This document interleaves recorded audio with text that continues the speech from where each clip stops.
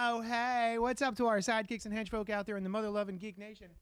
Welcome back to CultPOP Podcast Live, episode 180. If you're new here, this is the place where we celebrate the things we love, like movies, television, comics, our listeners, viewers, as well as some other things that scratch your nerdy itch. Tonight, we're broadcasting to you live. It is... Hey, what's up to our sidekicks and henchfolk out there in the mother-loving 8:02. We can hear it. Hey, I'm JD of Johnny Destructo's Hero Complex, located at 4327 Main Street, Philadelphia, PA 19127. It's a rad-ass comic shop that now has air conditioning. It's been like 2 weeks of melting my parts off. Sauna. Anyway, come now. There's coolness in there. I'm not cool, but you could be cool in my shop. Get there. I'm Noel of Physical Media Space on Instagram. It's a digital place where we celebrate physical media. And joining us tonight is actress, entrepreneur, recurring guest, and brains of the entire operation. Oh, wow. That is Wow. life. Yeah. Sushan Hello. Live! We also want to draw your attention to our producer, Noah, whom we have 2 questions for. Psych, just one question. I could be two. We'll ask it twice. Oh, no. All right. So, for those... Yeah, so I went to B&N for the people in the know, Barnes and Noble, because they still have books there, and you can go, but you can buy books, you can buy movies, you can buy records, insanely overpriced movies. However, twice a year, Twice a year, Barnes and Noble has a Criterion Collection sale where there will just all the Criterion movies will be 50% half off. Wow, awesome! So which honestly makes them normal price. Exactly. Because the MSRP is $50. Yeah, crazy. So it's like $25 for a movie. All right. I always get excited for that, and then I go to Barnes and Noble and I sit there and I browse all the thing, and then I put them back and I walk away because they're still too expensive. but this time, Our shared text thread yeah, has become a, ooh, look at this picture. Whoa, look at Ooh, that look at one. this. Yeah, And then it started to turn into, which of these three? yeah. So we wanted to play, Which of these? which three? of these three? So, We really workshopped the name on that. which of these three? So basically, I was at Barnes and Noble. I held up 3 Criterion movies, and then we're gonna pick which one we would buy of these 3 because you can only afford one Criterion Collection Blu-ray, right? Is this like a fuck, marry, kill for these three? Yeah, yes. So first up, I assume you can see it on the screen. I went with these are thematic, I think.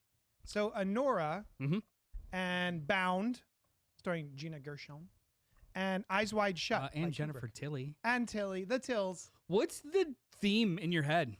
sexy, Sexy sexy, or sex?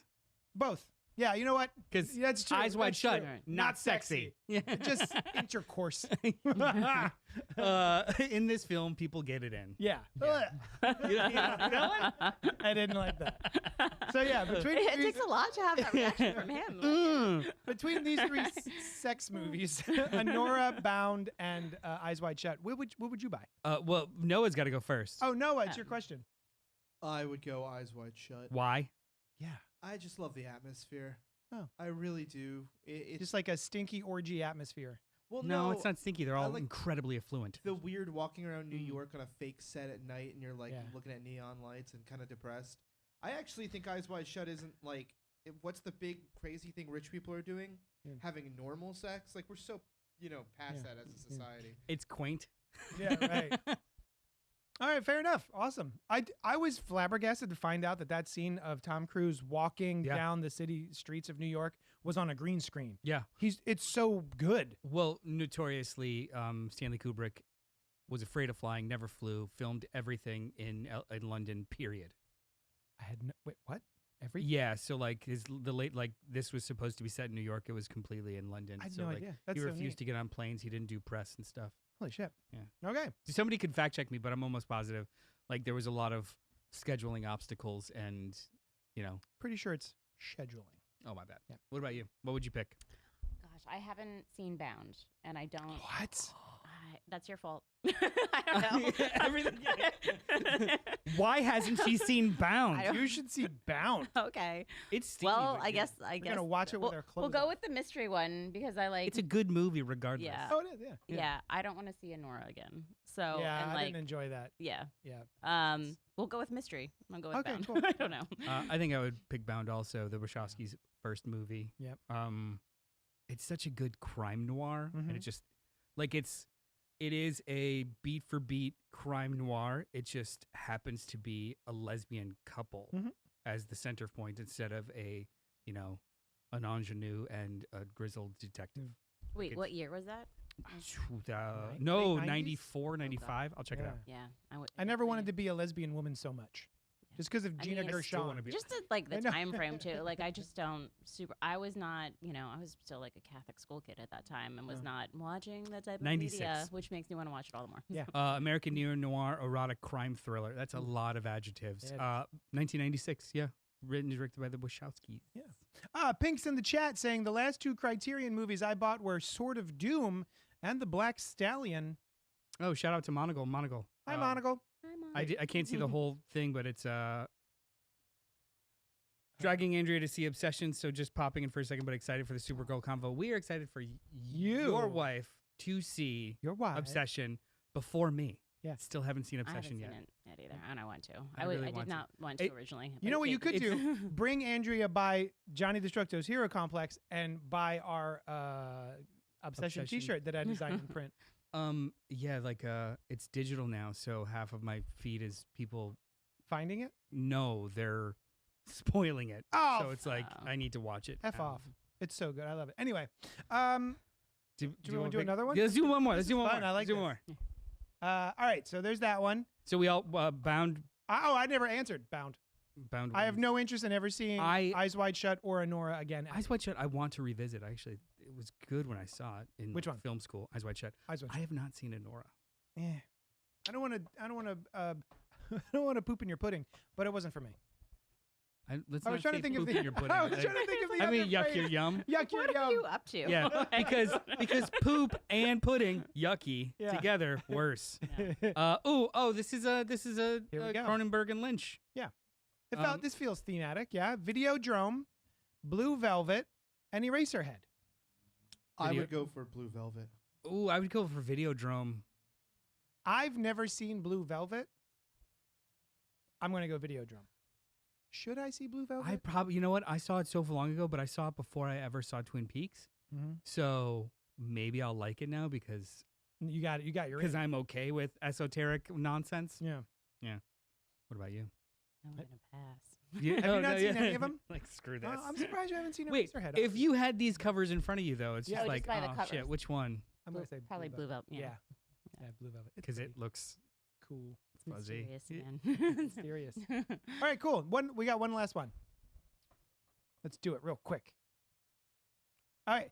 Train Spotting, Jackie Chan double feature of Police Story 1 and Police Story 2, and then No Country for Old Men. This one was not thematic. The theme was JD saw these three movies and couldn't make a decision because I wanted all three of them, but I couldn't afford it. So I went with one. What would you pick? I'm gonna go. Okay.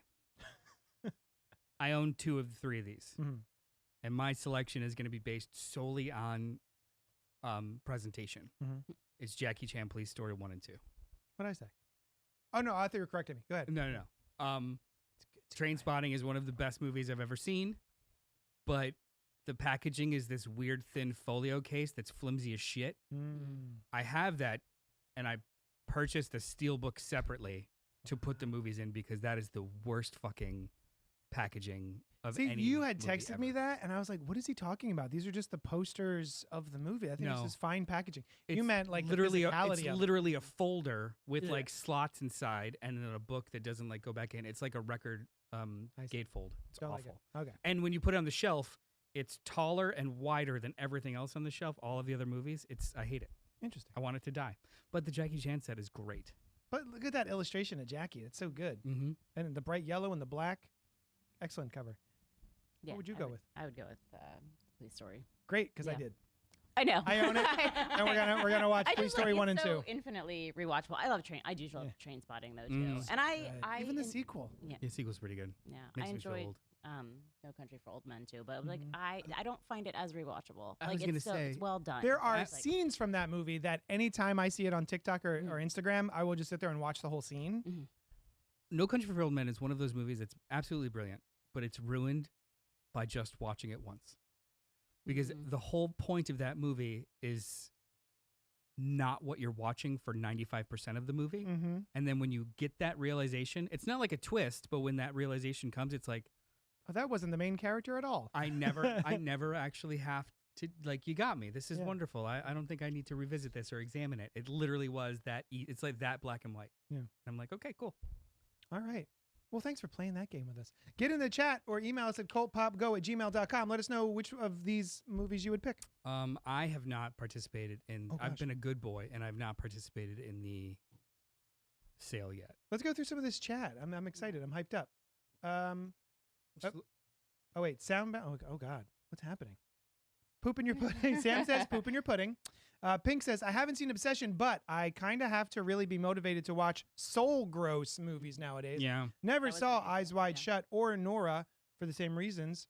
Nora was okay, way overhyped, says the Fourth Wall Live. Pink says Videodrome. That's Sam, my friend. your sound isn't super loud, guys. Just a heads up. Have my volume all the way up. Checked it on laptop and mobile. Noah. I just nudged it up a little more. Muscle Thank you. Geeks, Thank No you for- Country, I like without a good doubt. nudge. No Country is an absolutely phenomenal movie. Like Yeah. every single stitch of it is absolutely phenomenal. But if I'm gonna sit down and rewatch something and or put it on, you know what? No Country for Old Men is the kind of movie that I am supposed to own and will own. But it's not the kind of movie that, like, oh, it's Saturday. I haven't seen this in a long time. Is it gonna be Police Story, No Country, or Right. Train Spotting? I'd probably pick No Country third.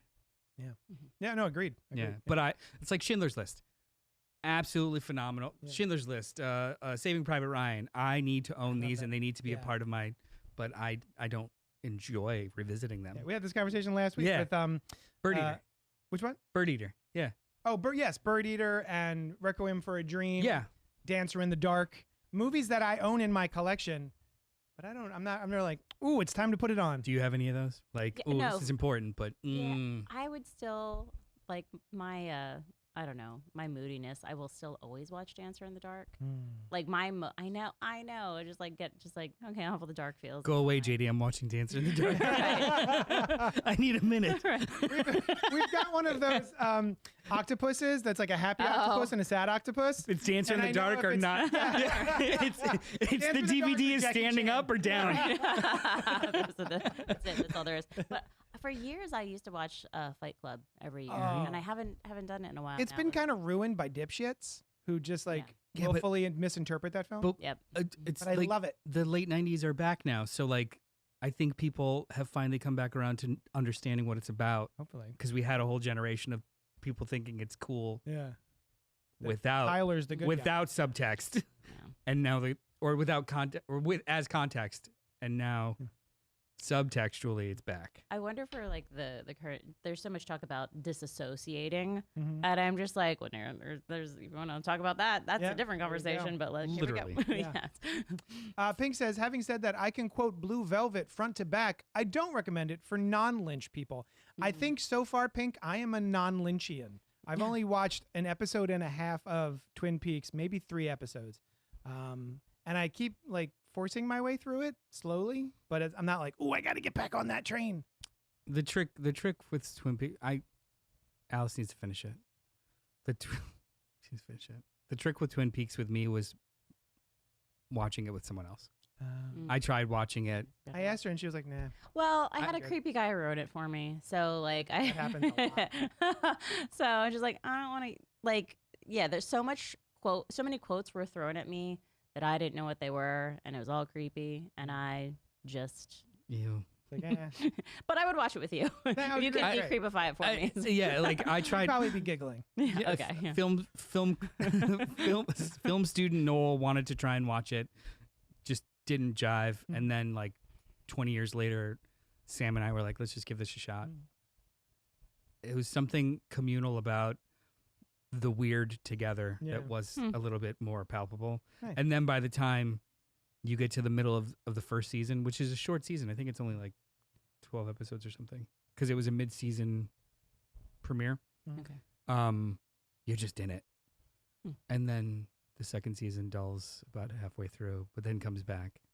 It's good. Okay. It's good. We never finished our intro, but that's all right. Hey, tonight we're going to discuss and review the past week's biggest release and second film in the DCU, Supergirl. That's not all. We're also going to gossip about what we've been doing, what we've enjoyed, some recs, catch up, as friends are wont to do. And a reminder, if you're here live, feel free to comment, like, subscribe, and hit the bell icon. If you're watching this later, do that stuff also. We love a little back and forth, so pipe up in the chat. And also, I love how much chatting is already this is the first time I've been here where it's like it's instant and it's just like everybody's engaged. Hi, that's so awesome. I know these people, but I don't care. Keep going. Oh. No, I mean the chat. Sam says, I think it helped that we watched it in the fall into winter where it was a steady mood in the air. Yeah, no, that's actually true. Not a summer sit. No. Twin Peaks at all. You can also send the show emails. CultPopGo@gmail.com because we got letters. We have letters? Oh, we have got lots and lots and lots and lots of letters. Hey, Cult Popper, says Alice. I'm not familiar. I am devastated to be missing the podcast. Also, devastated that I haven't seen Supergirl yet, but happy to report that I have finally started watching Widow's Bay. I am only 2 episodes in and loving it. Mwah. The quirky offbeat humor mixed with spooky stories on a mysterious island with secrets is so much fun. What more could a girl want? Matthew Rhys is fantastic and gives a wonderful performance as the small town mayor who will stop at nothing to save his little island. To have his little island be the next Martha's Vineyard, even when all things supernatural stare him in the face. And now, a spooky question for you, Cult Poppers. Would you stay on a supposedly haunted island in a haunted hotel or inn? Would the alleged haunting be an attraction for you, or would it deter you? I think you all know my answer. Smiley face. Okay, bye. Love you all. For 100%, I would go to Spooky Island. Yeah. Would you? I would. come with me to I would Spooky have Island? my little witch kit with me, of all the protective everything. But I would Just a fanny pack. With like some sage, some stones. crystals, yes, some just like little binding things. I need a small. and, I need some salt enough to make a circle, but not so much that it like loads it. Yeah. But other than that, sure. Yeah, absolutely. Spooky Island. Yeah. Probably not. Wait, are we talking about like a day trip? Sure. I think like no, an I think overnight? there's Fuck at least no. one night overnight, Why? but because that's the spooky part. Well, okay. So in the context of the show, it's actually It's all- spooky. yeah. I'm like, no. I said, Like it's like submitting yourself to the ocean and Jaws. Like, no. yeah, I'm out. Yeah. We're the Fair, ones that are fair. supposed to be smarter than everyone behind the screen, yeah. Making and the dumb you're decisions. actively not doing that. Mhm. I don't Stop. think I would go to sleep. I think I would just, I'm not gonna wait for weird dreams. I'm just like, I'm prepped for whatever. Let's bring out some like need my provisions. monitors I need of my- paranormal Your wife activity. agrees. She says, "Hell nah, no thanks, goodbye." That's why we're married. Yeah. But you know what? Hey, what's popping with you? My what's popping is one of them is I finished Widow's Bay. Oh, wonderful. Hey, Yeah. hey, Noel, what was popping for you this week? Was it Widow's Bay? Yeah, I finished 2 shows this week. What? Oh wow. And one was Widow's Bay. Sam and I finished it. My wife, Sam. Put it up on the board. My wife. My wife. It's great. Yeah. I mean, Alice described it. How far have you guys gotten? It's hard to say without spoiling it. We're no longer with the founder. Okay. So there's like 2 episodes left. And also, So. you know what? I don't know if it is much of a spoiler. What I like about this show, and I didn't expect going in, is that it is a Freak of the Week show. It becomes that, yeah. Right. Yeah. Which I kind of find really charming and nostalgic at this point. So the one that we just watched was sort of a Freak of the Week that involves like a slasher movie. That was like my favorite episode of this season. Yeah. So Patricia. this and the Patricia episode, the witchy one, Yeah. absolutely fantastic. But, so I love this show. We love this show. Yeah. Yeah. The finale wasn't a whimper so much as okay, I gotcha. Like next season, great. Oh, okay. Mm. There's 2 ways that this could go. One, I'm very excited about. One, I don't have faith that any creative team won't just suck the life out of it and it become meandering. So I'm very excited to see where it goes because the structure for the show is Freak of the Week. It can become something that crazy where they play with tons of other genres. I hope that that's the direction they go in, but there's also some plot things that they reveal that it could become much more formulaic. Okay. So it's like it really like when you guys see the finale, you'll see there's definitely a fork in the road of like this is going to be the more interesting show, I think, but they could totally lean on this plot point. Yeah.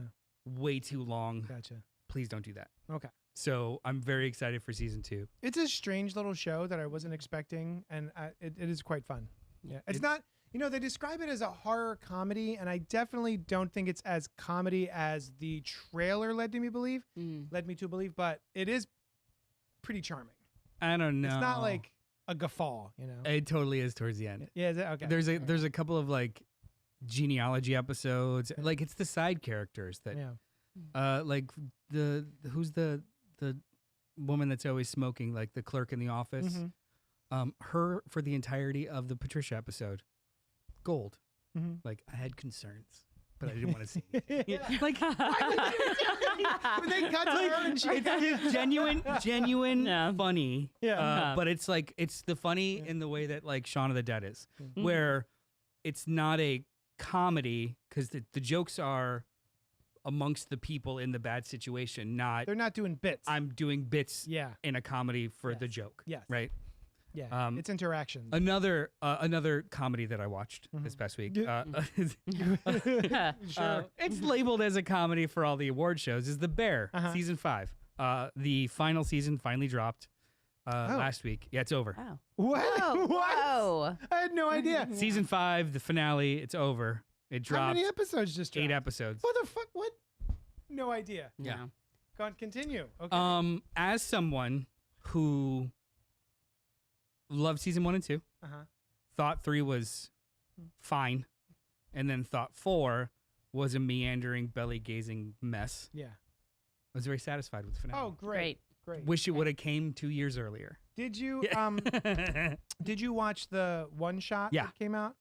It was more of the same of the shit that I was bored of. Yeah, I was disappointed by that. This was like I think this is a show that overstayed its welcome. Yeah. And especially felt that way too because like seasons 3 and 4 were super right? Well, it basically like should have like they were very what's the term in where they decompressed. Thank you. They were wildly decompressed. So it was like very short periods of time, but then 7 episodes of that short period of time. And I'm going to be honest with you, season 5 does the same fucking thing. 95% of this season is one night in the restaurant. Really? Which works. Huh. Whereas in previous seasons, because it actually goes through a whole like roller coaster of emotions instead of just fucking yelling for 8 hours. Okay. Like I feel like emotionally they kept hitting the same beats over and over and over and over again. And I know that that's the nature of the problems that a lot of these characters have, but narratively it became exhausting more than it did become revelatory. And I was just a little tired of it. With that said, season 5, I think it sticks the landing. It was very good. Awesome. I'm excited. I'm It's excited like, to go back I to had it. no idea it was out. Yeah. Done. It was very and good. like Too many things dropping, and I never know when anything. We're happens. also just like exhausted and crashing out. Like we keep pretending that. Well, you get up again, but I keep pretending that after we put our child to bed, that I'm gonna get back up and watch an episode Well, you of to be something. fair, I'm You're not suffering making heat it. exhaustion for the Yes, last 2 weeks right. too. I get up, but I'm only up for another 20 minutes to a half hour. So yeah, you're not missing that much. Speaking of which, though, one of the things I watched I'm going to do 2 real quick. There's 2 things that I watched whilst you were sleeping. One was a movie. I wasn't watching her while she was sleeping. You put the TV on for her while she was sleeping. Was watched her. a movie called Game Night. Yeah. Which came out in 2018. It's a pretty recent movie. It's directed by John Francis Daly and Jonathan Goldstein. Yep. The Rotten Tomatoes has it at an 85%, audience score of 78%. Too low. These numbers are too low in my estimation. A group of friends who meet regularly for game nights find themselves entangled in a real-life mystery when the shady brother of one of them is... What an interesting sentence. when the shady brother of one of them is seemingly kidnapped by dangerous gangsters. This movie has Rachel McAdams, Jason Bateman. Yep. Coach Taylor. Wayans. I think it's Damon Wayans Jr. What is Right? this? He plays Hal Jordan. He's the new Hal Jordan. Pierre? No, other guy. Hal Jordan. Oh, Kyle Chandler. Kyle Chandler. Yeah. And this is a Billy Magnuson's in it. He's awesome. Billy Madison? Magnuson. Oh, is that what the Magnuson. kids, the handsome boy's name is? Yeah, the handsome boy with the curly hair. And He's really fun in this. Kristen Dunst's husband. Yep. Jesse. Jesse Jesse Plemons. Yeah. This is a fun game. Okay. He doesn't He's- have his own identity. Who he's cares? He's, also great. Kristen Dunst's husband. And then what's her name from Bad Sisters? He's so good on his own. Bad Sisters. No, it doesn't matter. Love. Okay. She huh? Bad Sisters? Yes. What is Horgan?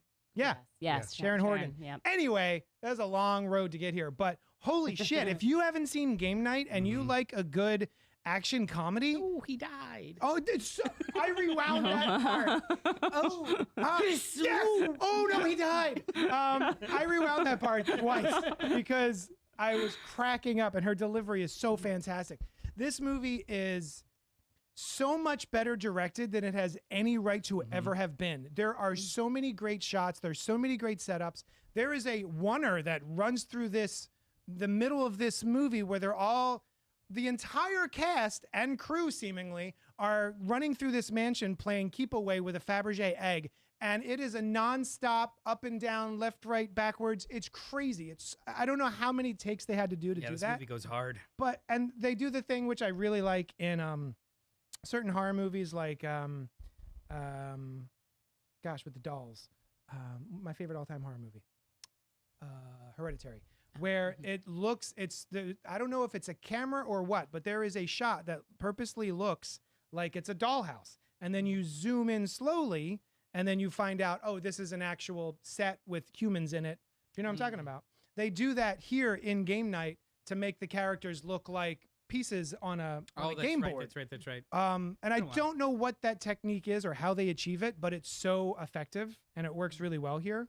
They use it several times, but it's a baller comedy, man. It's really funny. The action's really well put together, and it's a slam dunk. I love this movie. I was more so the second time. Yeah. I remember enjoying it the first time, and I think I was so swept up in everything that I wasn't actually like locked in and paying attention to what the camera was doing. This movie's an A+. So good. And these guys went on to do Dungeons and Dragons. That's why it's so good. Okay. Honor Among Thieves. There was another one. They were gonna do Spider-Man. Oh, which one? Homecoming. They still have story credit on it. Oh. And then they're developing a Star Trek. Oh. Okay. Why not? Yeah, I mean they could do anything they want because it's like tonally it's perfect, but then also like you said, the direction and action are on point, like really, really creative. So Yeah. whatever they want to do. Fantastic. Another movie that I watched while you were sleeping, Eden Lake, was a movie I'd never heard of. It came out in 2008. It's got Kelly Riley and Michael Fassbender.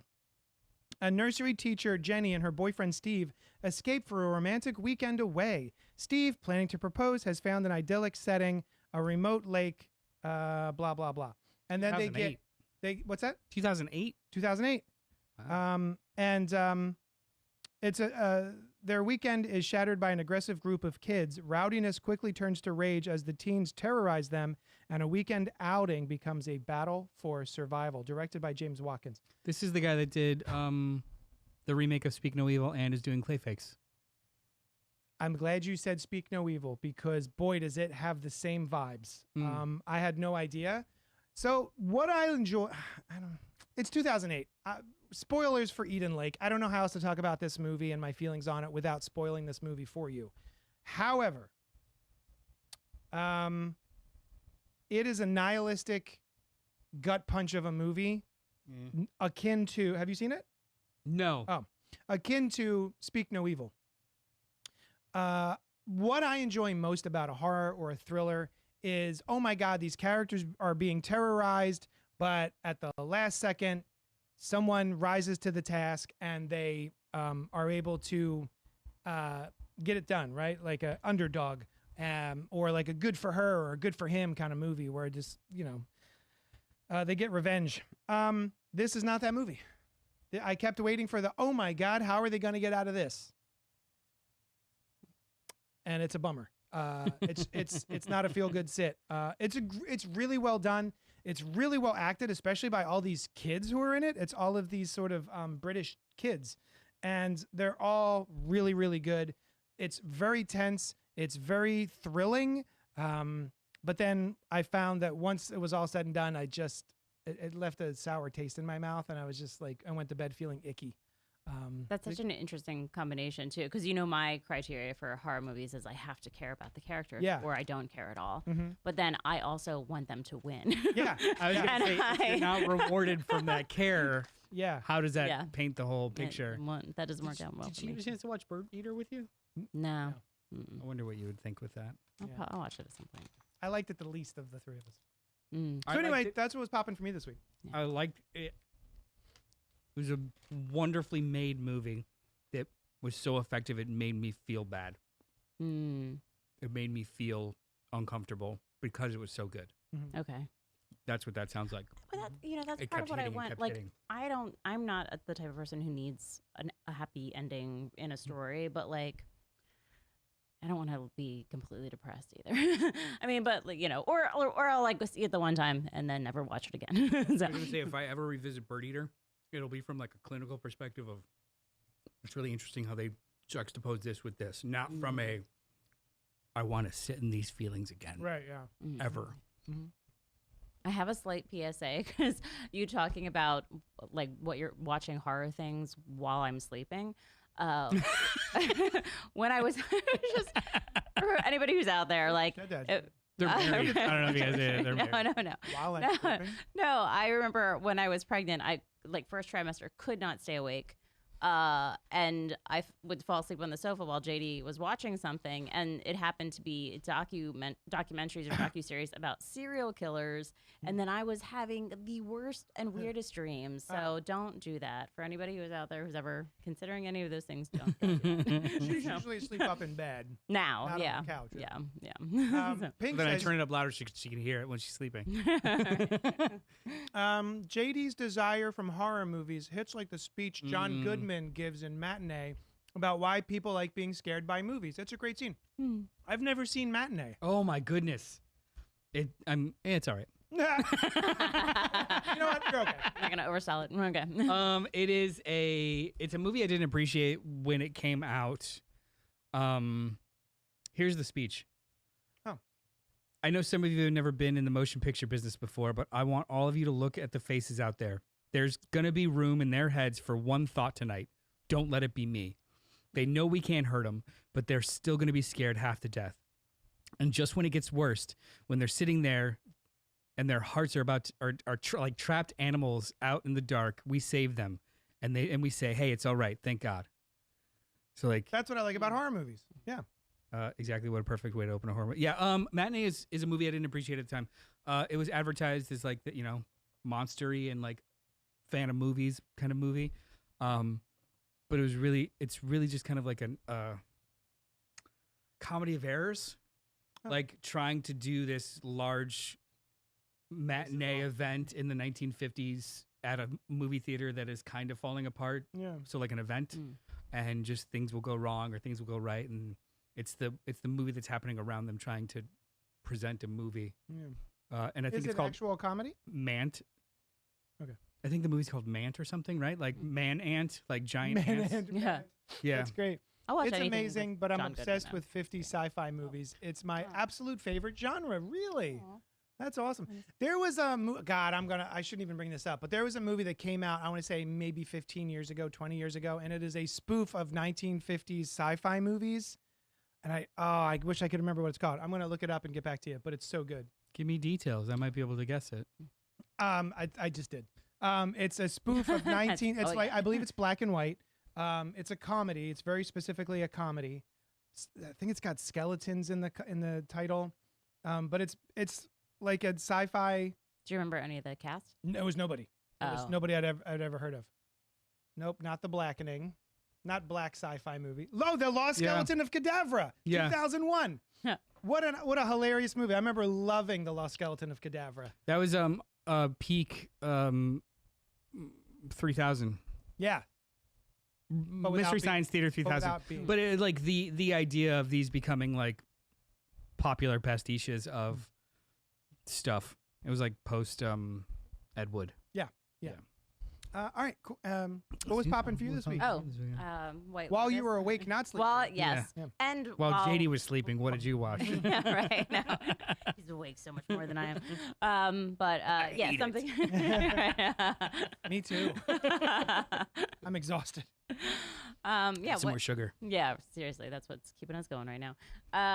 Yeah, White Lotus season. We are watching that together, actually. Yep. It's not Season 3 separate. of White Lotus. Yes. You finish it? And- No. No. Where are we? We're like Maybe the middle. Three or four Yeah. season episodes. Yeah. How was It's it fun. comparatively? I feel we were just talking about this evening of like the first one was like, so great because we didn't know what to expect, and now we kind of feel the formula of all of them, but they're Yep. still charming, Mhm. like, and we're along for the ride and everything. I love like there's an aspect of them that just makes me want to travel, Mhm. and just not that I'm gonna afford any of the places that, right? But I want to go to Thailand for sure. I don't know now, if this podcast pops off. Yeah. Hey. If Spotify wants to throw a couple $100 million at us, Yeah, sure. But yeah, I agree. It's a pleasant sit. So especially because we've got Kai, who's 5 years old. There are so many shows we want to watch, but we cannot because he's there, and it's gonna and we still have to be traumatize careful. him. Yeah, like Mhm. But like White Lotus is actually because I know again the formula. We know we have a scene in the very beginning of the first episode where a corpse is going to show up. Mm-hmm. So I just kind of like bleep bleep bleep bleep bleep. Okay, I know a corpse is going to show up. I don't know if we see who the corpse is, but we usually don't. Nope. And so we'll skip past that, and then everything else is gravy. story. Yeah. Yeah.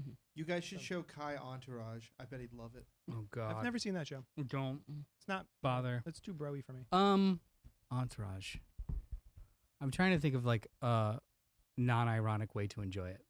Hmm. Nope. Nope. only ironic. But No. I mean, the cast is great of White Lotus. It's always fun to watch the cast do their thing. Yes. But Because of And it's that well formula. cast. It's Yeah. really well cast. All Because of that formula, we didn't watch the third season. Yeah. Not in any kind of protest, just in like that's out. mm-hmm. All right. Mhm. Like there's gonna be a dead body. We're not gonna find out who it is until the end. There's gonna be a lot of people fucking other people that they're not with, Mhm. and rich people being awful, because that's the point. It seems. Yeah. Yeah, like I'll watch it eventually. Okay. Yeah, but it's good that it's still good. yeah. And then all of the Disney National Geographic docuseries, The Secret Life of like all of the bees and the penguins and it's on all the time that we're not watching something else because our child loves it. But it's also when I see Kai watching it and enjoying it, like it's like, oh, you're definitely my kid. These things. He's quoting it and stuff like yes. that. Yeah. What's your favorite one? I think the bees so far. Yeah. Secrets of the Bees, right? I added a word in there. Sam So- said I wanted to see White Lotus season 3, but Noel didn't. I think I just Yeah. described that, right? Like Mm. other things took precedence because we kind of know what we're in for with White Lotus. Bertie Gregory follows bees, vital pollinators for a third of our food. Special cameras document one hive over 3 years, revealing 20,000 plus bee species, hidden world, remarkable architecture, and intelligence. Yeah, so it's not just like they pick, a certain kind of bee. There's so many different kinds of bees and so many different types of environs. And you actually get to watch one whole hive. They like keep cutting back and forth. And they watch one bee be born and then go through different life cycles, and it's so interesting. And I never would have watched it if it weren't for our son, who's Mhm. just absolutely obsessed with it. Nice. It's really interesting. It's really well done. And keeps trying to pick up bees with his bare hands. I'm like, Yeah. no, let's not. Even after he got stung on the finger by one and was very upset He's by like, I it. just want to see one up close. Talking to you, kids. Stop touching bees. I have never been stung by a bee before. Oh, it's not pleasant. I mean, I didn't avoid it because I thought it was fun. Like it wasn't like I can't wait. So I guess that's what's been popping for us this week. Yeah. Yeah, we did it. So now to the meat and potatoes of this endeavor.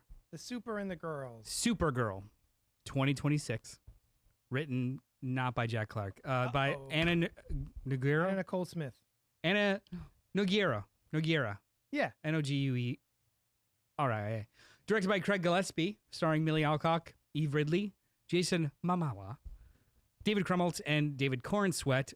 Rotten Tomato score is 55% currently as it stands, with audience score of 76%. When an unexpected and ruthless adversary strikes too close to home, Kara Zor-El, a.k.a. Supergirl, reluctantly joins forces with an unlikely companion in an epic interstellar journey of vengeance and justice, adapted from the celebrated miniseries written by Tom King with art by Bilky Evely. Bilky Evely. So the art in that fucking book is so goddamn good. Sorry for all my cursing. I love One Woman of Tomorrow. I think it's a really great graphic novel. I don't think this movie does that any justice. But if you get a chance, It just borrows the thread. yeah, That's it. if you get a chance, I would highly recommend Supergirl, Woman of Tomorrow by Tom King and Bilky Evely. So were we excited, us being, I'll speak for all of us, Us thrice. huge fans of the Helen Slater Supergirl movie back in 1980. God, no. Even Yeah. as a kid, I hated 84, it. 86? What year was that? Even as a Doesn't kid, matter. I own it. I've never revisited it, but I think it's still in the cellophane, which is just deteriorating. I think I saw, because a lot of people have not been liking this movie. Shocker. That somebody joked that, it only took 40 years for people to start liking Supergirl Yeah. from 1980, whatever. Yep. I like cool. Helen Yeah. Slater. Mhm. I was a big Fair fan is of Helen fair. Slater as a kid, especially because of Fair is The fair. Legend of Billie Jean. Yep. But yeah, so your question was about to be, were we excited? I was excited for Supergirl. I really enjoyed Superman. I don't think it was a, 10 out of 10 home run, but it certainly had the vibes that I wanted and I enjoy. So I was looking forward to Supergirl. I really liked her appearance in the end of Superman. I thought she seemed fun. Didn't make sense, but we'll skip that because she can't be drunk. Yes, she can. She's under a yellow sun. She just got back. She's still drunk. No? You see how quickly she heals in a yellow sun in this movie. I'm just saying. But I get it. It was a cute bit. Mhm. And I was really looking forward to it. I don't know if I needed Lobo in the movie. I was curious about that, but I think Jason Momoa is Lobo. Mhm. So I was looking forward to seeing what he would bring to it because he always seems like he's having fun, A even if budget. I don't think he's a budget. I don't think he's that great of an actor, but I enjoy watching him enjoy himself. Mhm. He was great in Dune. Yeah, I don't remember much of him in Dune, to be honest. But it wasn't like he felt out of place or He wasn't showy at all. He was I feel really, like really good. he was just He always solidly does what he does. yeah. yeah. Right? Yeah. Yeah. He's got a lane. Yeah. He sticks in it, and the traffic is always smooth. Nice. Yeah, great. Yeah. So yeah, I was really looking forward to Supergirl. What about you? I was looking forward to it. Yeah. Yeah. I'm like, I will be happy for comic book movies forever. Mhm. I'm like, even when they're like, I will be excited until I have a reason to not be. I agree. I hope for a reason, I'm but- sorry to make you the spokesperson for all women. Oh, well, that's why I'm Wait, on the show right now. I was- you- As soon as you walk through that threshold, you became the spokesperson of all So women. you're looking forward to, you just enjoy superhero movies, comic book movies, right? They're just like fun. Yeah. It being Supergirl, Mhm. did that add or detract anything of your enjoyment, like looking forward to it, or going in? I mean, who doesn't love a female protagonist? So many people. Well, as all the fake 1-star reviews Right. for Supergirl. So, well, I know you a few. right, yeah. Luckily, I don't. See, that's where I'm But they not on the exist, internet. yeah. Like, I'm not going I to bother with know the of a internet in that few, way. yeah. I just don't participate, and Yeah. then I don't have to care. Yeah. They did give a little nod to like, why is she Supergirl? And I know from like the time difference and stuff like that, but I'm just like, As I'm opposed to being a grown adult. You mean Superwoman? the title of it, yes. Yeah. Just, but like I know some of the history surrounding that, and like Yeah. and why they have an age difference once they're on Earth and stuff like that. But I'm like, she's not that much. She's still Yeah. legally She's an not a girl adult. at all. She's Yeah. she's like 23, right? Yeah. In my headcanon, especially these movies, Mm. it's because Clark is so fucking corny. Sure. It- Yeah. I like, mean, He named yeah. her Supergirl because Yeah, she's corny. Yeah. I'm Superman and you're It's the Supergirl. why we Because it was a couple years ago, and it's like a basically canon in these movies that those suits were made here. They're not Kryptonian Yeah. at all. Mhm. So like, Yeah. he makes her a suit in his corny Mm-hmm. way and like see super. He has And the it Superman has to robots be make it for her. A Yeah. skirt. Mhm. Mhm. A skirt with shorts. Yeah. That's Culottes, man. Yeah, yeah, Gotta have yeah. bloomers like cheerleaders in the Midwest. It Yeah, is I a buy very that, actually. cheerleader. Like- yeah, I buy I mean, yeah, I yeah, buy it that too. very. I love his wholesome. Superman. Yes, he's so Holly. he's so Holly. wholesome. Yes. Gotta get back to the fray. Who? What? Okay, you're adorable. Wait, so were you looking forward to this? Oh, absolutely. Yeah. I mean, even if it wasn't based on a comic that I truly loved, I was still just hyped for a superhero character movie that is not another Batman movie or is not another Avengers movie or is not another. Like, I was super hyped for Captain Marvel. I was super hyped for, and Still love that movie. I Yes. do too. I actually really like the Marvels too. I think Yeah, it's. I just had it on at the shop. Delightful. Kai loves it. He's like I was- the rating criteria is like how much can your 5-year-old pay attention to a movie, and he gets Yeah. pretty far with that one. So it gets. I mean, gotta be good. come on. So- with the cats at the end. Yeah. Movie's great. Movie's literally Let them made. eat you. There sounds weird. Let the cats eat you. And then the to memories, who's that for? Me. Mhm. Like, what 12-year-old would necessarily get the reference that they're doing Sondheim jokes in the middle of space cats eating people? I mean, cool 12-year-olds. But I was always hyped for these, and I took my nephew to go see this, and afterwards we were talking about it. He really liked it, and I don't know. It's just if I felt like if I was in his age bracket, I would love, like, this would have been my new favorite movie. Mhm. Like, there are so many things that this just does simply that I think are really effective. So if I was a less jaded or judgmental person, I probably would be like, yeah, this is dope as hell. Mhm. I'm in. I was very excited for it. Okay, cool. So what do we think? I'm gonna say you are a more jaded. Oh, so Noel likes to read us his letterboxed reviews. Oh. I've been Okay. doing my best to try and track things this year, so Mhm. I actually have reviews. Anyway, unless you guys want to go first. No, please go. Supergirl 2026. Watched June 27th. The best way to describe this film is solid. Supergirl is solid genre entry with no glaringly offensive deviations from the formula. What buoys the experience slightly above dismissal or forgetfulness is how absolutely magnetic Millie Alcock is at the helm. Yep. The emotional beats are genuine and felt, despite the lack of a vibrant color palette and over-reliance on licensed music. The heart and center held, and at the end of the day, that's what matters the most for me. I can't wait for more of her.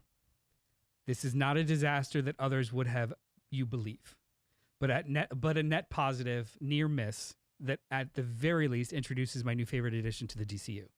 Lastly, they really should have leaned into the source material's aesthetic.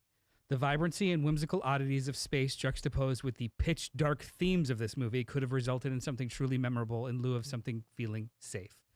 Update today. Because I kept thinking about it. It's actually about the ending. I'll hold off on this update. Spoilers. Yeah. Oh, we're gonna talk about our main thoughts, but then we'll get the spoilers. 3 stars out of 5. Oh, great, awesome. Middle of the road. Well, Yeah. a little above middle of the road. Good. What did you think?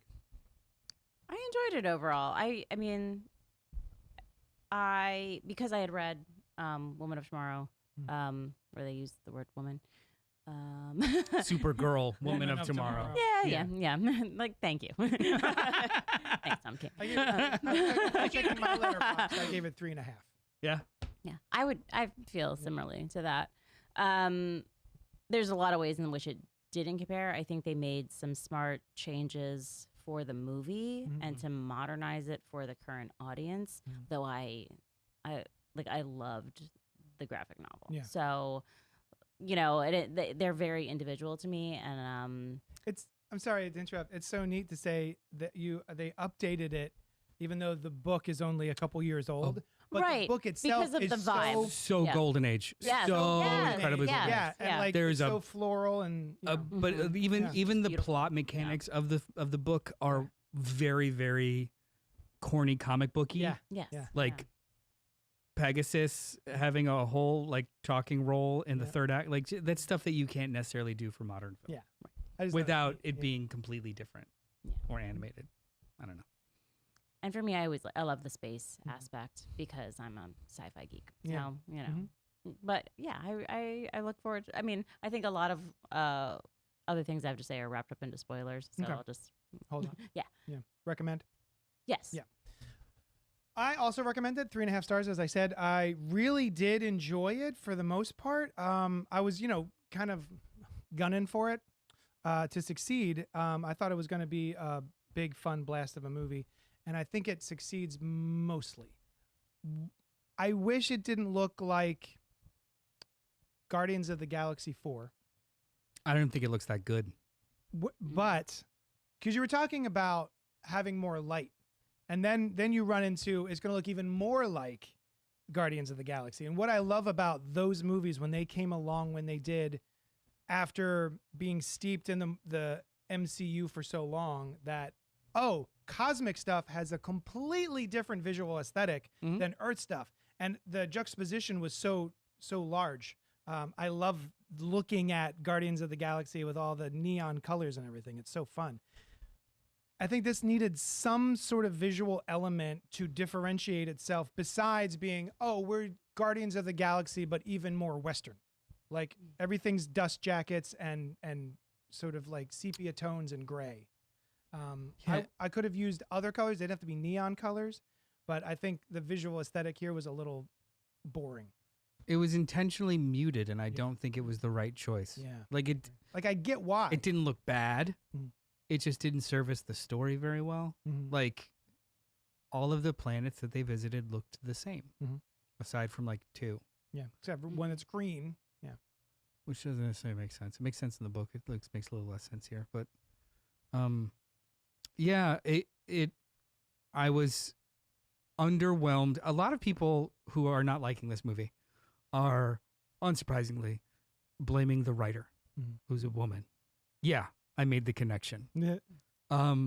I think the problem is actually in the director's chair. I think aesthetically, this movie does not sing as well as the performances and the writing at all. Mhm. I think it's perfectly cromulently put together Mhm. versus something that has a ethos or a thematic aesthetic. Like Superman had a thematic aesthetic. Mhm. This is the bright sunny streets of Metropolis and everything, like everything from the set design to the costuming was a part of that aesthetic.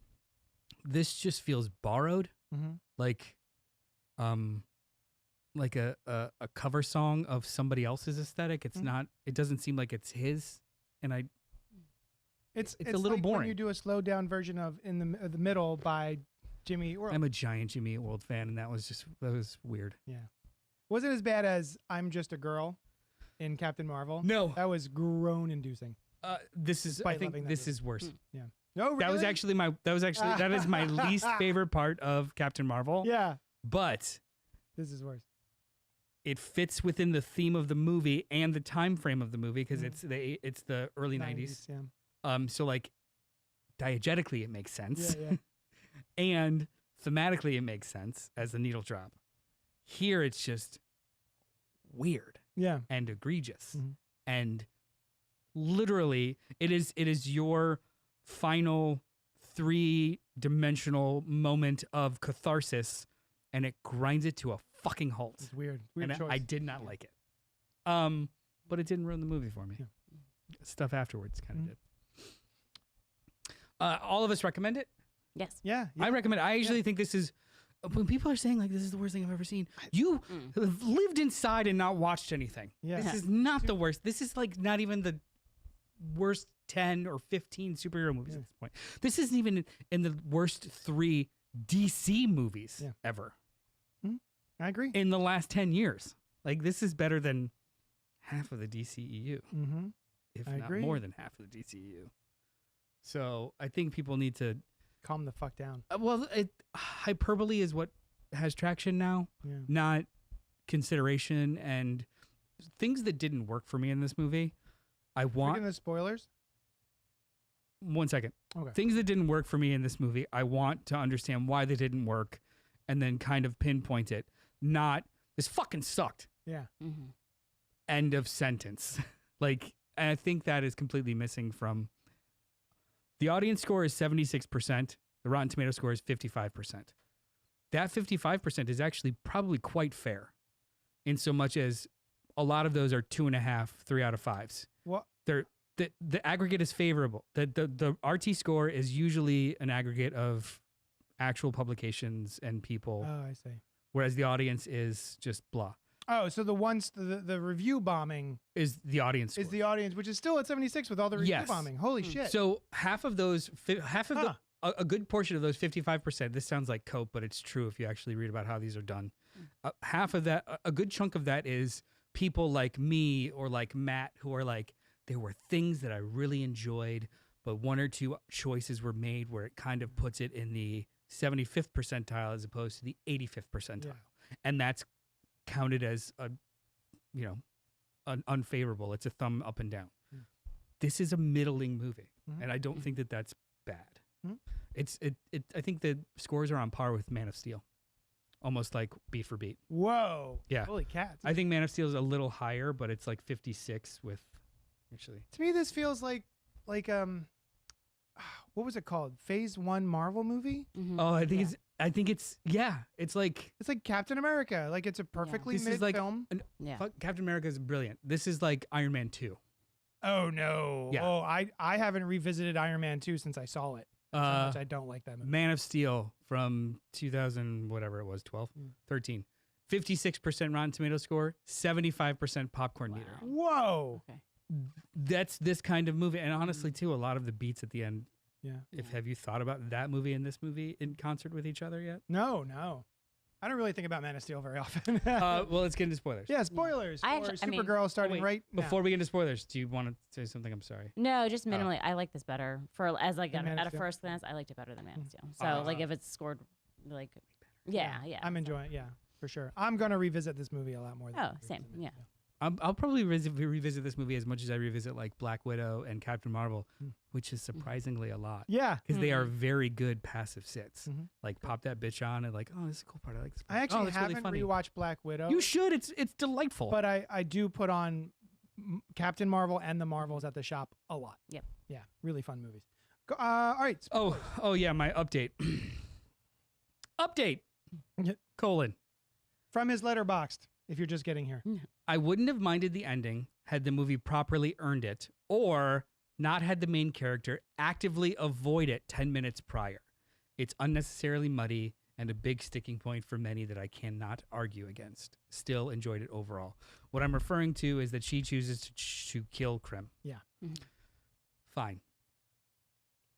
Her journey and everything she says to Ruthie doesn't necessarily comport with that choice. However, she sees Krem do a lot of fucking awful things, and I get it. 10 minutes prior, she actively stops Lobo from killing him and actively stops other people from killing him. Mhm. So that suggests to me she wants it herself, Right. which is not something that comports with the character Yeah. for the whole movie. No. Right. So it feels like a short-term choice Mhm. with no long-term consideration. Mhm. And that's the same feeling I felt with Man of Steel, where he chooses to kill Oh, Zod. Zod at the end. Mhm.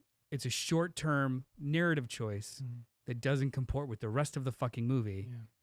and kind of puts your main character in a position of confusion. Yeah. Mhm. Where I think this is not a complete failure like Man of Steel was, is Kara is fucked up.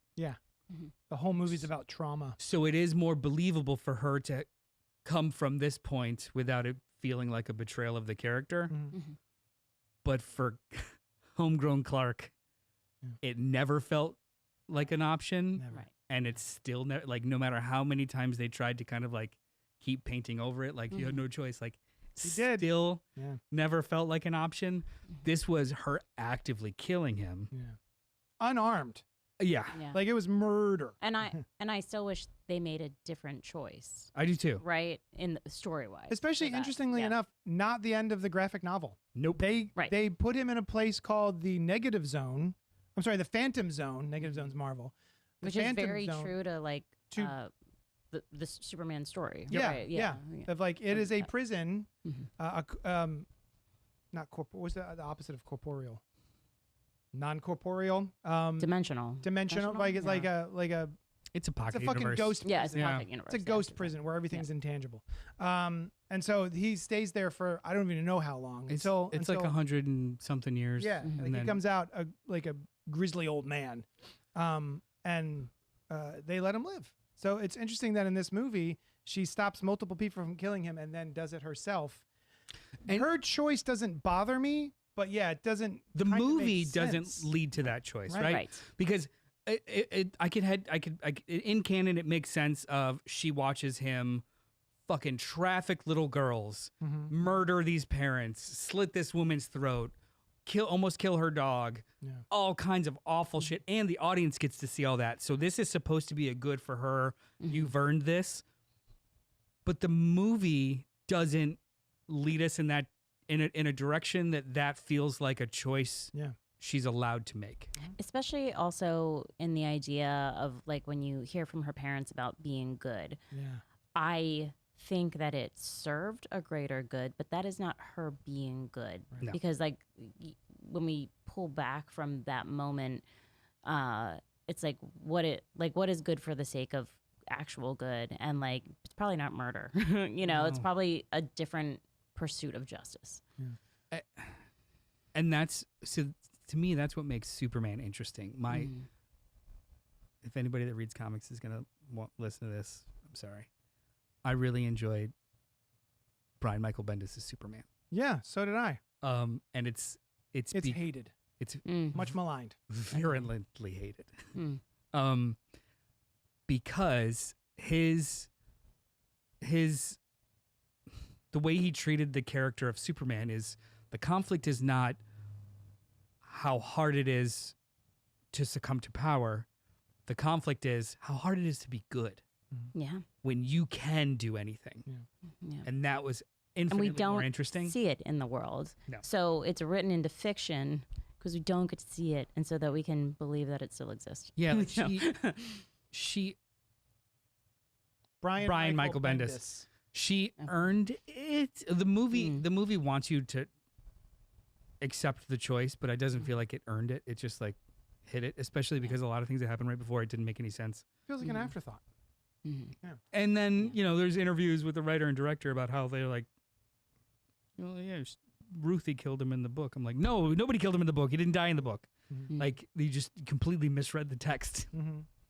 which has pictures. Yeah. Yeah. So yeah.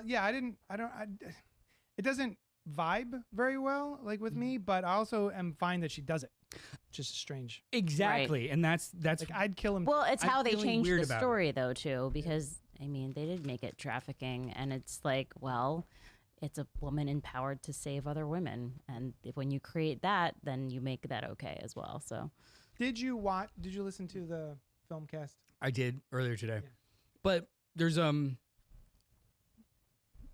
in the conversations between her and Ruthie, mhm.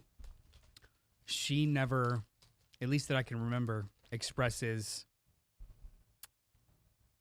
doubt or pause that maybe he should die. Mhm. She never tells. We never are told by the audience is never told by her that this is a hard choice. Mhm. It's literally only given no, Mhm. and then she Mhm. does it.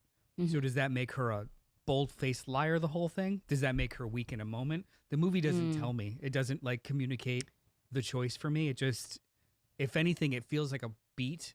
It Mhm. feels like a plot point for me, not for the characters. Mhm. I want to see him die, so Mhm. they're gonna let him do it, So- as opposed Yeah. to it being a betrayal of her or not. I think I don't remember her stopping Lobo from killing him. Oh yeah, it's on the ship. Lobo literally says, like, he's about to kill him, and says the girl deserves her revenge, and she's like no, and stops Lobo from killing him.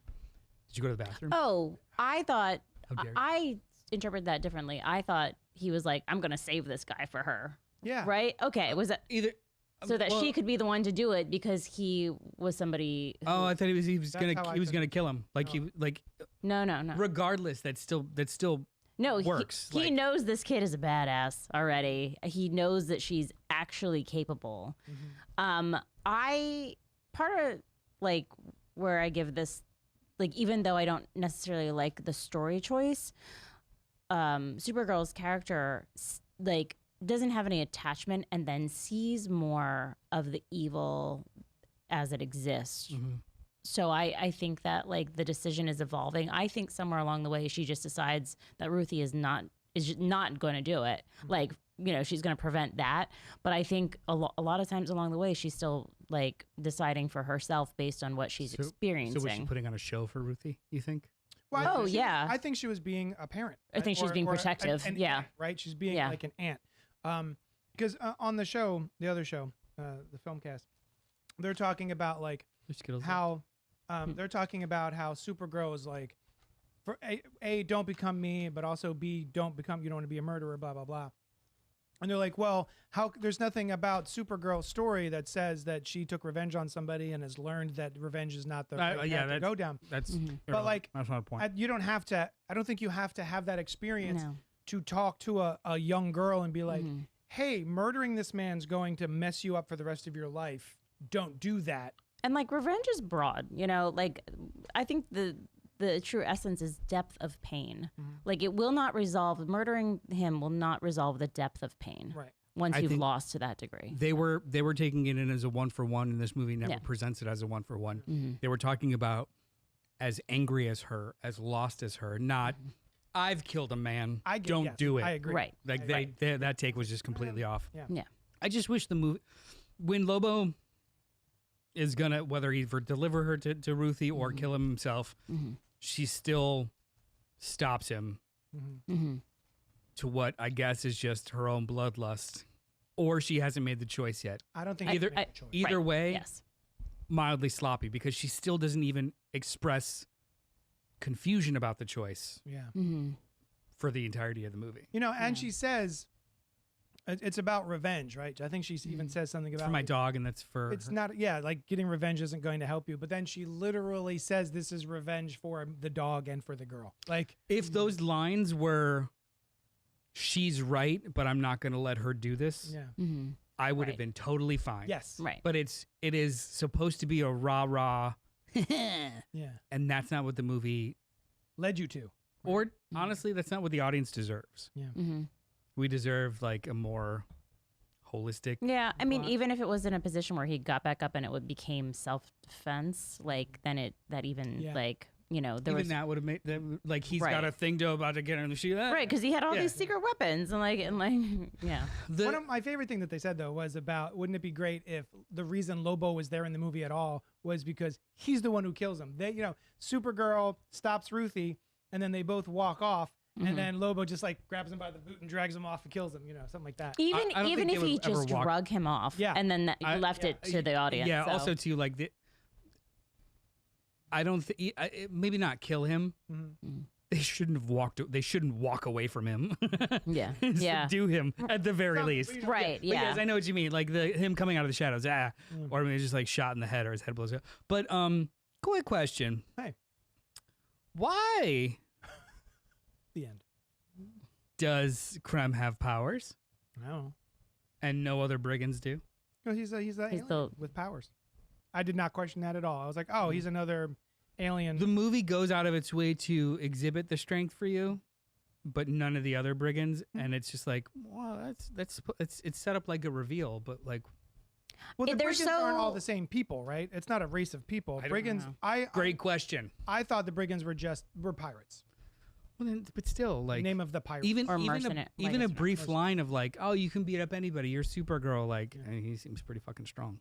Like he catches a tank that falls out of the sky. Whereas it felt very weird to like the movie goes out of its way to reveal his power level, but never explores his power level, and a whole side plot is her power level. So like, show me this. But her power level we're explained. It fluctuates. Yeah. Yeah. But like we never really get told Lobo's power level and why. She literally says he's an immortal. He's an immortal. Like, but why? Oh, yeah. I mean, he's an alien. He says he's Arnian. Well, she gives a quick of, you know, he's an immortal that killed off his entire race and now roams the galaxy. Like, I think that's fair enough of like, oh, you must be impenetrable and powerful. Like that's at least something. These are just child traffickers that happen to be able to beat up on a Kryptonian. Yeah. Who have never met a Kryptonian, I guess. Yeah. And yet No, they're kryptonite- aware. No, they're somewhat never They're aware met, of never Krypton, but right, they've never met a Kryptonian. right, because there's hardly any left. Right, yeah. So Well, I guess that does beg the question: have the Kryptonians before their planet exploded ever been other places with yellow suns, and it's sort of people know about? They're aware of. Like the Kryptonians themselves are aware of Yellow Sun Yeah. having abilities. Mm-hmm. I'm sorry. We're deep into this conversation, and we have yet to mention how fucking phenomenal David Krumholtz is. Which one's that? Her dad. The Krypton. Oh my Fiend. gosh! Yes. Oh, and there were Yes. people talking Yes. about the So writing in this good. movie, the Yeah. writing in this movie, and I'm like, that line where he's talking about, you are our souls unfolding into the future. Yeah. I was just like, what a line! Right, and it's delivered in Kryptonian, Yeah. but it still is like Ugh. I felt that. I Yeah. heard that and felt it. Those Those parents, right? that is Yeah. 8 minutes of movie, Yeah. and it's just the heart and soul of this entire thing, and I Mhm. loved it. I absolutely loved it. I loved the choices that they made instead of it being like time displacement of travel. No, Argo has been fucked mhm. for 15, 20 years. We've been sitting on She was born radiation. eight years after it all went to shit. She's never known anything else. She has literally always been in a bottle and Yeah. has no home. And I don't think Argo's gone. We did not see it collapse. Right, yeah. Bring that shit back with Brainiac.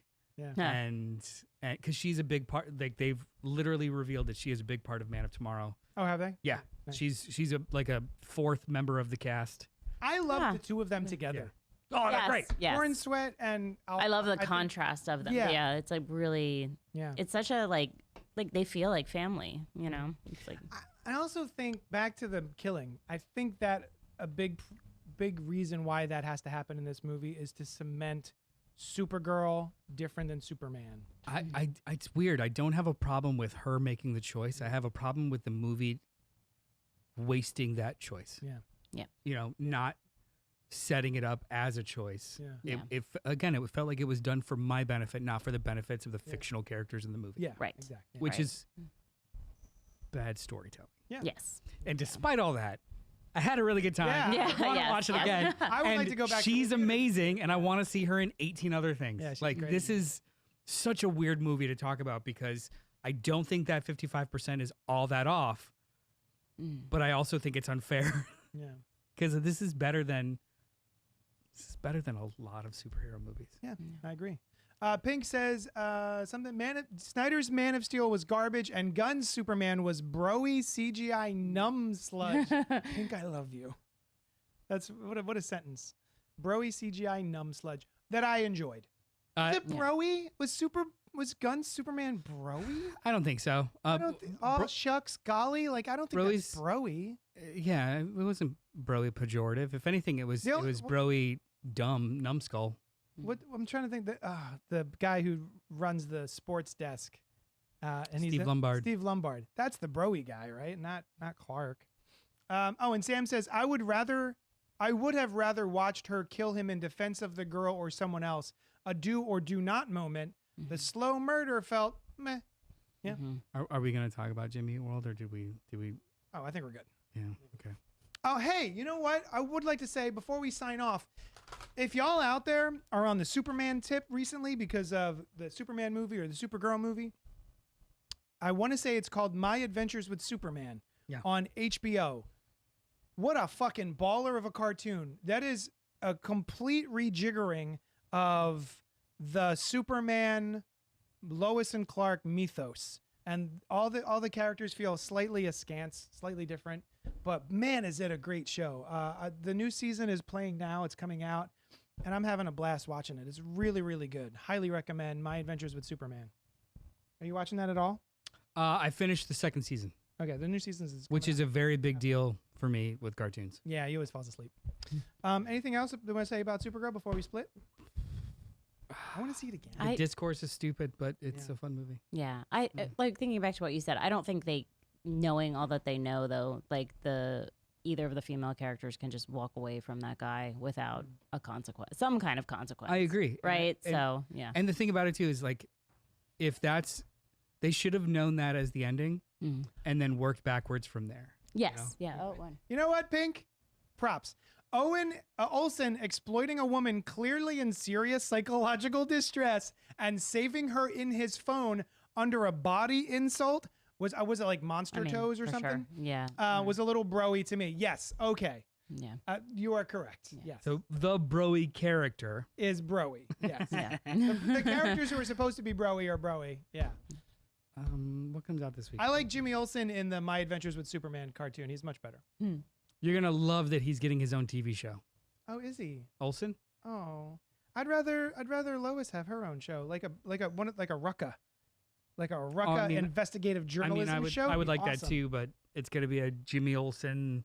Jimmy Eats Olsen. No, it's do you remember American Vandal? The TV show on Netflix. No. It's actually absolutely phenomenal. What? Like it's a fake docuseries about Yes, the penises. the penises on the cars. I have two an seasons. anecdote about that show. About the penis car show. Go on, dicks They- on cars. They shot the second show. So private equity bought my college out in Portland, Oregon, in my final year of college. And during the final year, they used my school to film that show. So I'd walk around college with a bunch of fake high schoolers walking around, and I would pretend they were other students, and I'd say hi to them. That's pretty. That fun. was the Brown Note season. Yes, it was. That was funny. Either way, highly recommend. It is perfect satire because it understands what it's satirizing so incredibly well. Like, did you watch it, American Vandal? I think we watched like one, maybe the first episode. So if you've seen a lot of these true crime documentaries, there's always like an instance where it's like they'll use like an animation to show you like where people are during an event. Like, oh, they were in the car, so the shooter wouldn't have been able to do this, or like, OJ wouldn't have been able to get here and here at the same time, and those showed an animation. A large part of the case in this American Vandal has to do with retelling a story that happened the previous summer at camp, and that would speak to somebody's motivation. And it was a story about how one character got a hand job on the dock, and others, someone was claiming that it was videoed and it was as blackmail, but where they were during the events weren't comport with them being able to get a good video. And there was a whole animated sequence of like little stick figure animatics of like hand job.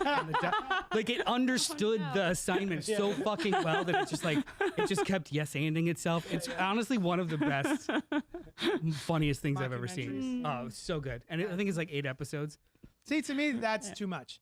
Like, I get it. We watched the first episode, and I went, "Oh, I get the joke. I get the bit. I'm good."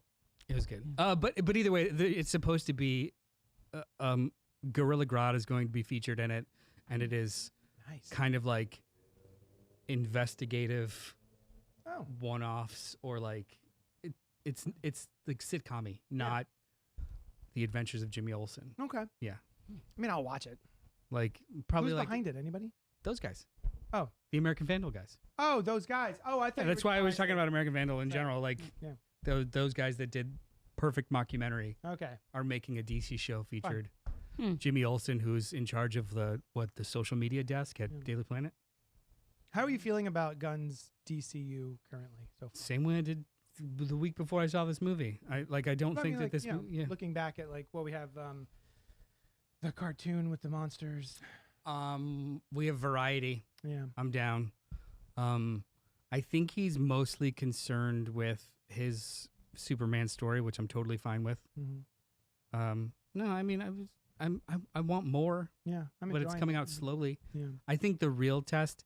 So like one modest movie after what I think is one great movie and like 3 really solid ass TV shows is not a deal breaker, and they're going to cancel everything. Like they're literally deep in production of like 4 other things, and like relax. Yeah. It is a bummer about the box office for them. I think Green Lanterns is probably going to be, or Lanterns is going to be more of a make or break of if they're able to shift if I was going to say anything negative about Supergirl, I think that it doesn't successfully shift tone from the other Superman movie or characters in the Superman movie very well. This Lanterns movie is going to employ characters from Superman, completely aesthetically different, and then characters from this Lantern show are already announced to be featured in the next Superman movie.